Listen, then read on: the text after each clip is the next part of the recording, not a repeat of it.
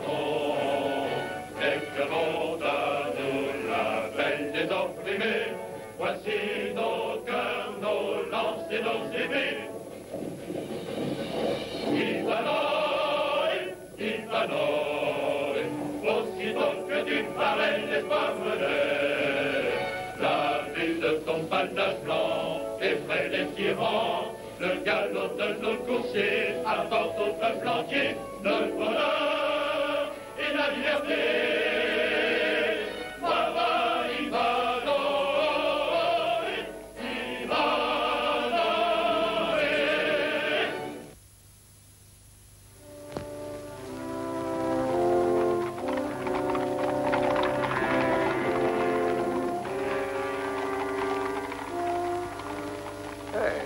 De marque, le comté est honoré.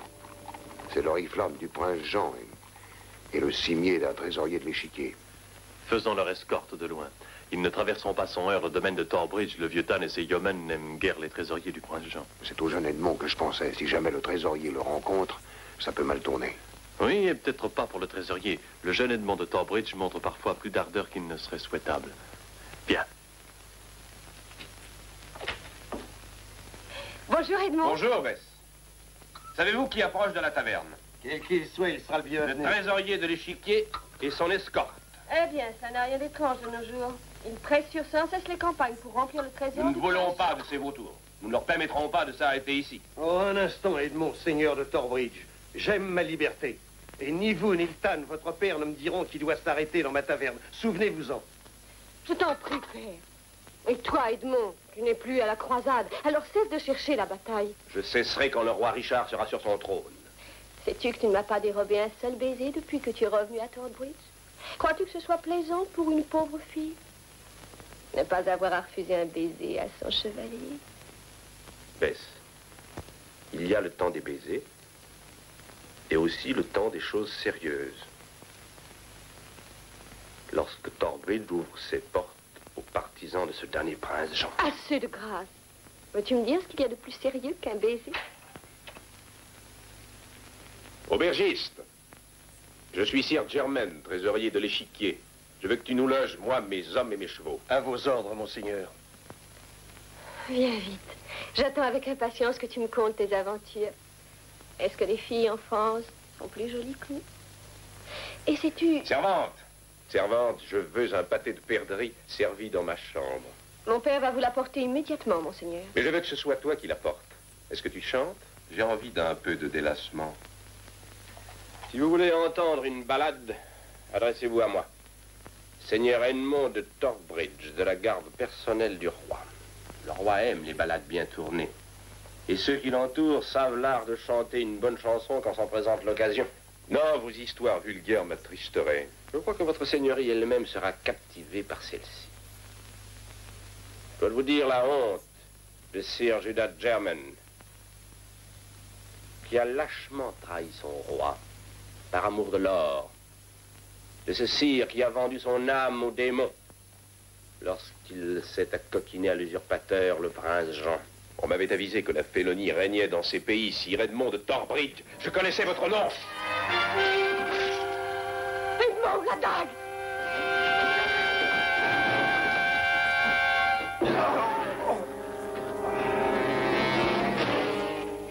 Il n'a fait que se défendre. Nous avons vu, Edmond, mais le prince Jean dira que c'est un meurtre. Ou une trahison. Il faut que vous l'emportiez.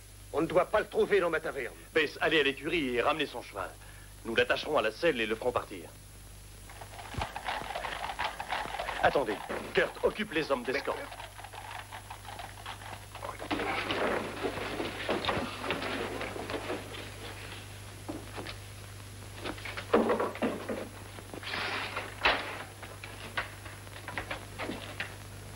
Où est-il?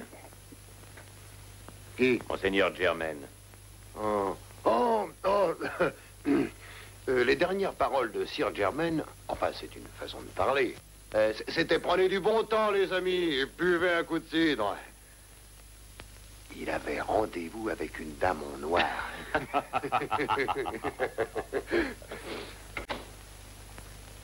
C'est fait.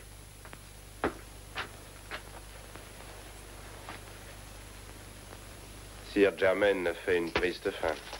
Mais je ne puis dire que j'en suis mari. Non, vous n'avez rien fait de mal. Mais j'ai peur que ce ne soit un triste jour pour Torbridge quand le prince Jean l'apprendra.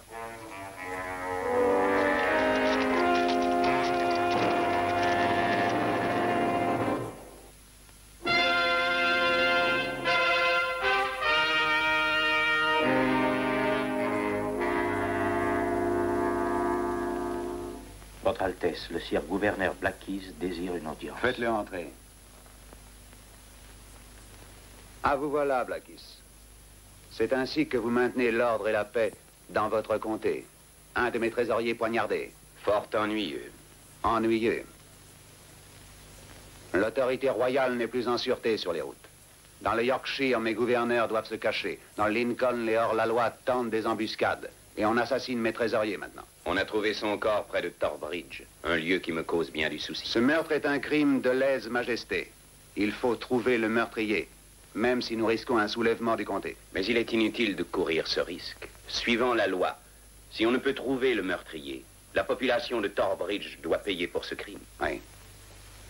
Oui, excellente chose. Et cette amende devra être très forte. Si forte que le peuple de Torbridge ne pourra jamais la payer. Compliment, Blackkeys, compliment. L'enquête aura lieu dès demain.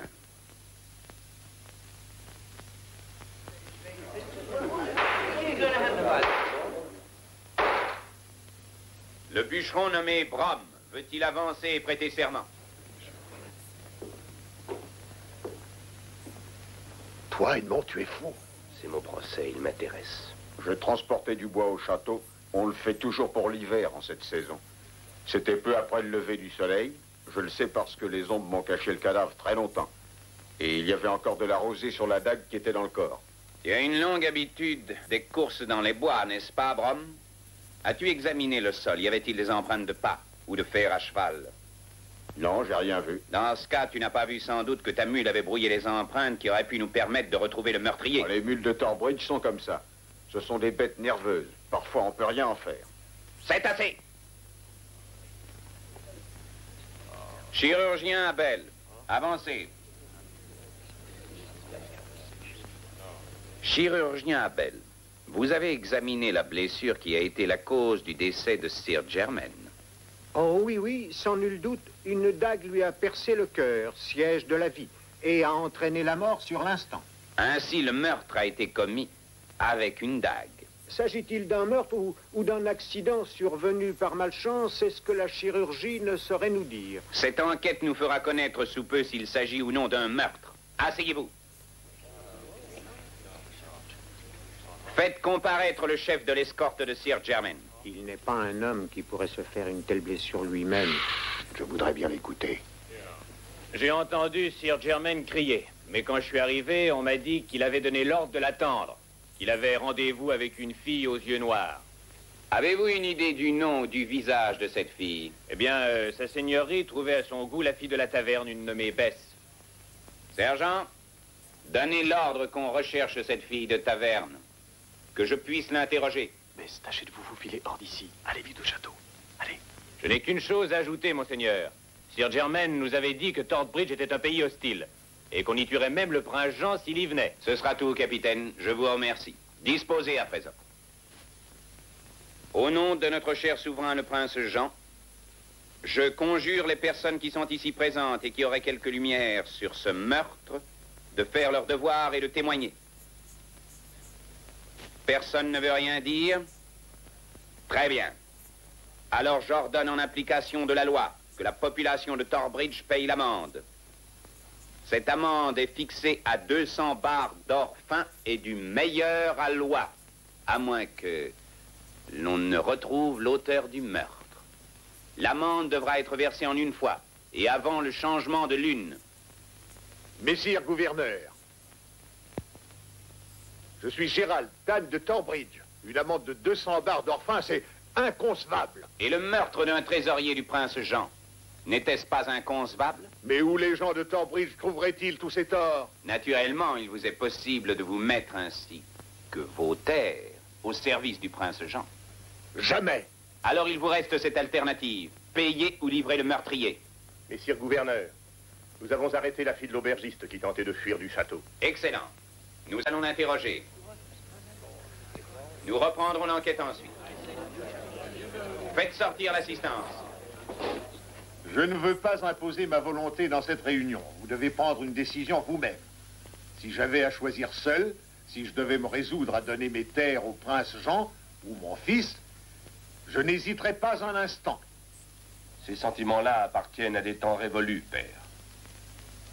Auriez-vous le cœur de vous traîner aux genoux du sire gouverneur Blackies et de vous livrer corps et âme au risque de devenir les esclaves du prince Jean ou de celui qu'il vous assignera comme maître? À ma naissance, j'étais en servage. J'ai gagné ma liberté une fois, je peux la gagner deux. Mais la liberté de chacun, ce n'est pas suffisant.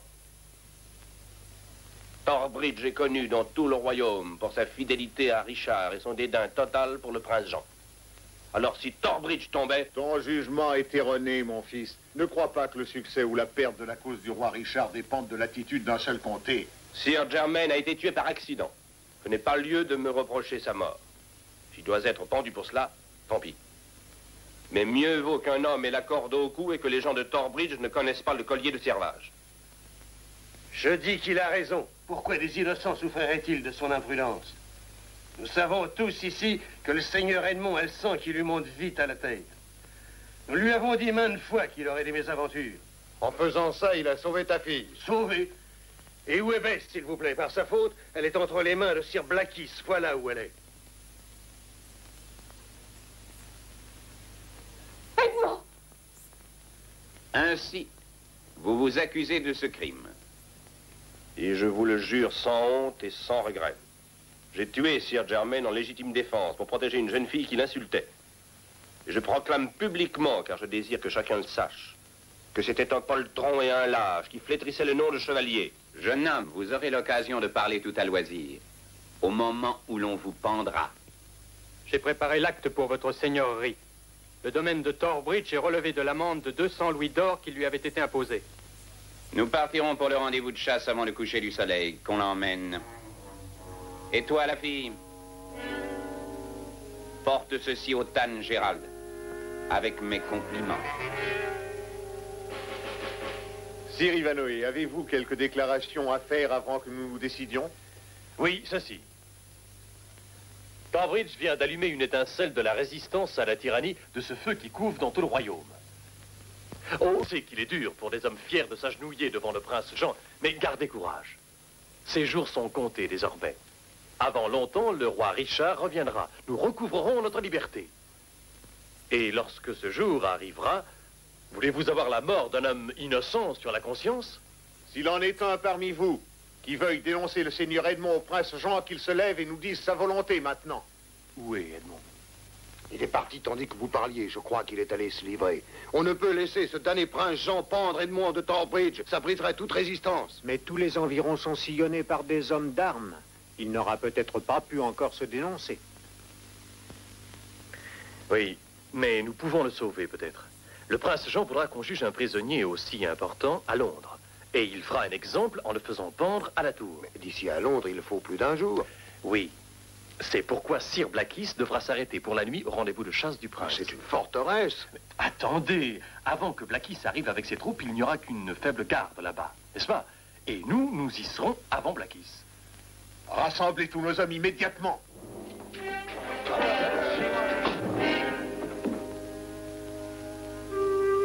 Emmenez-le.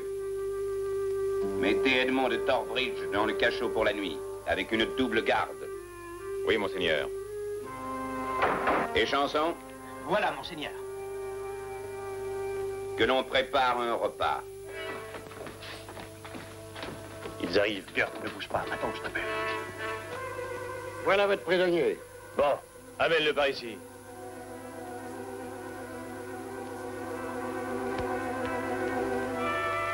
Alors, c'est lui, le félon, qui a donné à Sir Germain ce qu'il méritait? Et qui es-tu? Gert!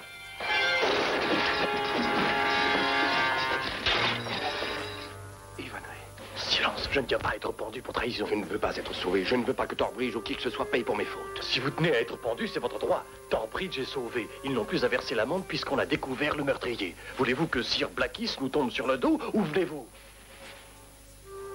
Père, mon fils. En route.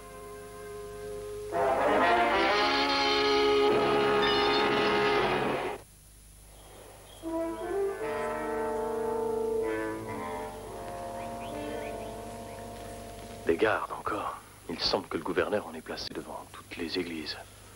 Je ne veux pas demander le droit d'asile. Si je vous conduis au château, ils vous y retrouveront. Alors la taverne? Ne soyez pas fou, Edmond. Vous êtes un danger pour ceux que vous approchez. Écoutez, si nous allions assez vite, si je pouvais arriver à la frontière d'Écosse ou de Cornouailles. Il y a peut-être mieux que cela. J'ai une autre idée. Allez aux ruines des druides et attendez le coucher du soleil. Je retourne voir ce qui se passe et quand il fera nuit, avec un bon cheval, nous avons une chance d'atteindre la côte et peut-être quitter l'Angleterre. Courage.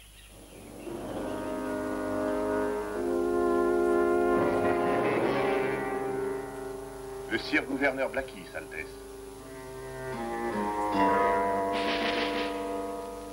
Eh bien, Blackis, où est donc votre prisonnier? Votre Altesse sait déjà qu'il a réussi à s'échapper. Je le sais. D'une forteresse gardée par une compagnie, c'est parfait, vraiment. Oh, j'aimerais pouvoir vous dire que vous êtes un idiot aussi incompétent que borné. Mais non, hélas. Vous êtes intelligent, avisé, sans pitié aucune. Et ce qu'il y a d'effrayant, c'est que vous n'êtes pas de taille à lutter contre eux. Je vous le jure, Altesse, nous le reprendrons. Mort ou vif. Vous avez juré une fois déjà. J'ai mis des gardes tout le long de la frontière, Altesse. Edmond n'a certainement pas pu quitter le comté. Si vous le permettez, Altesse, je vais faire crier le haro. Je vous le permets. Je vais forcer tous les hommes libres du pays à nous aider dans nos recherches. Nous allons traquer ce traître comme une bête. Je vous avertis, Blackis. Je veux que cet assassin soit pendu à titre d'exemple. Si vous ne réussissez pas à l'arrêter, c'est vous qui le remplacerez à la potence. Maintenant, sortez. J'étais où il fallait, déguisé en vieux mendiant à la porte du rendez-vous de chasse et je disais « Ayez pitié d'un pauvre homme !» Et j'ai vu tout ce qui s'est passé comme si ça avait été un spectacle qu'on donnait pour moi. Eh bien, continue, Gurt. Eh ben oui, je vais continuer.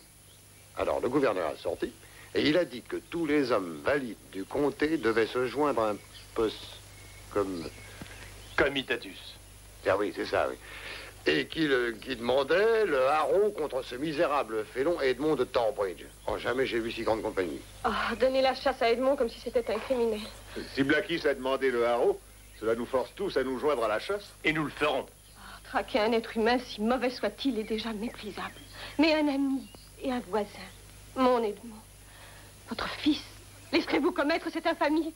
Oui, elle a raison. C'est une monstrueuse chose, une loi contre nature, de faire de nous des chiens pour chasser un de nos semblables. Je conviens que c'est une mauvaise loi, mais cette fois, nous nous servirons du haro pour sauver Edmond. Comment le ferons-nous si nous aussi nous nous joignons à la bande? Vous avez entendu ce que Gurt a dit. La troupe de Blackis est déjà dans les bois. Nous allons former une autre troupe.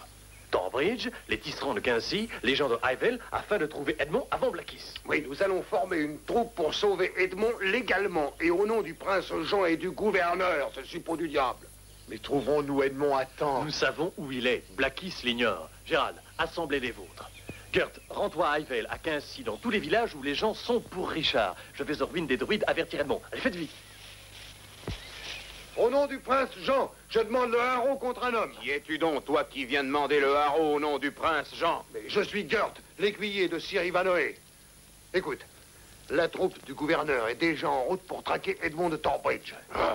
Mais Sir Ivanhoe a un plan et nous allons le sauver. Tu aurais dû le dire au lieu de te servir du nom d'un prince aussi détestable. Ah, mais essaye donc de comprendre, j'ai dit ça pour que ce soit légal. Venez, les amis, que ceux qui peuvent porter une arme se joignent à la troupe de Sir Ivanhoe. Allez, allez!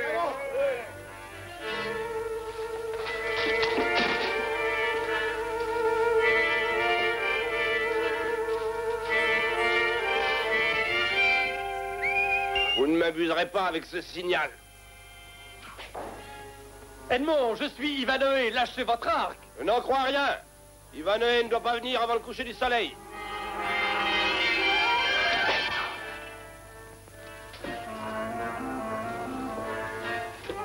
Edmond! Revenez, revenez! Où est Edmond? Il s'est enfui en me voyant, il va droit sur la troupe de Blackis. Il ne peut se cacher que dans un seul endroit, la hutte du berger. S'il a l'intention de résister et de se battre. Est-ce loin d'ici? À moins de 10 minutes. Voilà, messire, je ramène toute la bande. Est-ce que vous entendez? La trompe de Blackis. Il se sert de la corde de chasse pour ne pas se perdre. Ça peut nous être utile. Oui. je ferais bien de retrouver Edmond. Gérald, avec les hommes de Torbridge, faites un cercle vers le nord. Gert et les villageois, faites le tour par le sud. Lorsque le cercle se refermera, la troupe de Blackis, Edmond et moi, nous serons au milieu. Alors vous saurez quoi faire. Oui, compris. Allez, venez les amis.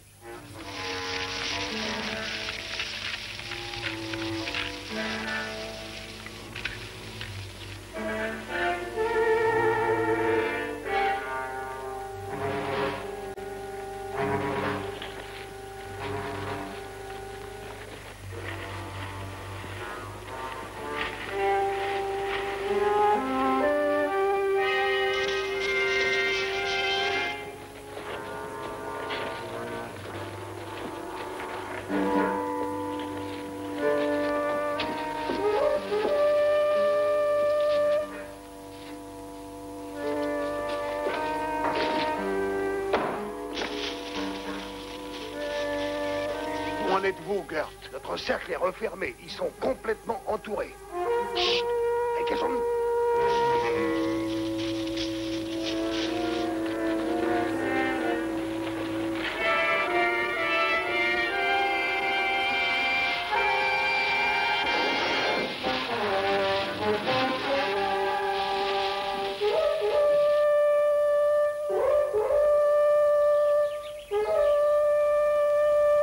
D'après le son de nos cornes de chasse, le seigneur Edmond est encerclé. Ce n'est plus qu'une question de temps.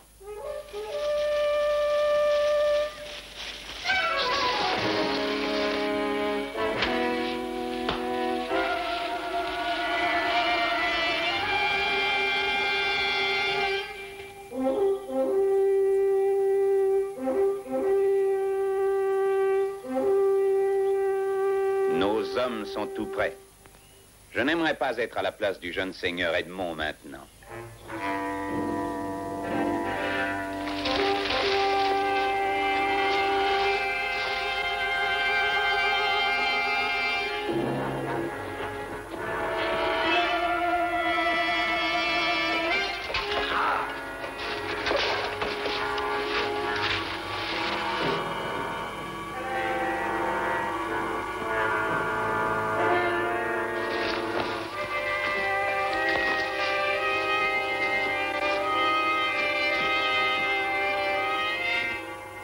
Allez, en avant.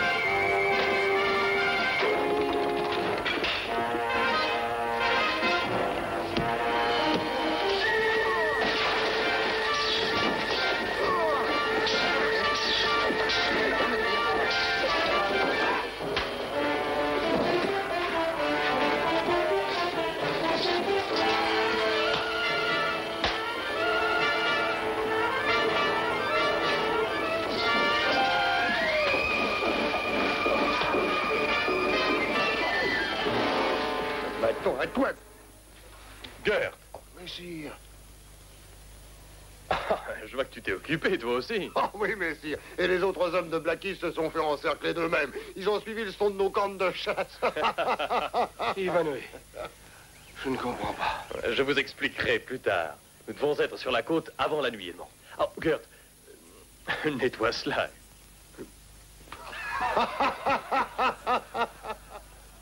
Il est inutile de pleurer, Bess. Il y a beaucoup à faire pour un ami de Richard en France. Bientôt, le roi Richard reviendra parmi nous et nous serons débarrassés du prince Jean à jamais. Alors, Bess, fais-moi un beau sourire. Je ne peux pas. Je t'en prie, Bess. Un seul sourire. Edmond, le bateau vous attend.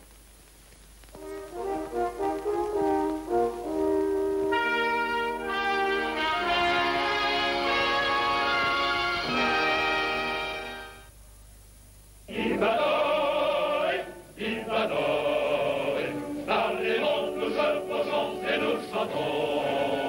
Les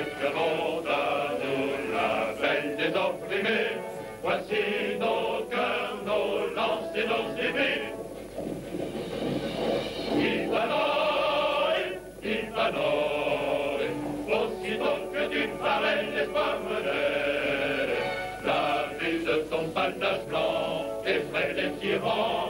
Le galop de nos coursiers apporte au peuple entier le bonheur et la liberté.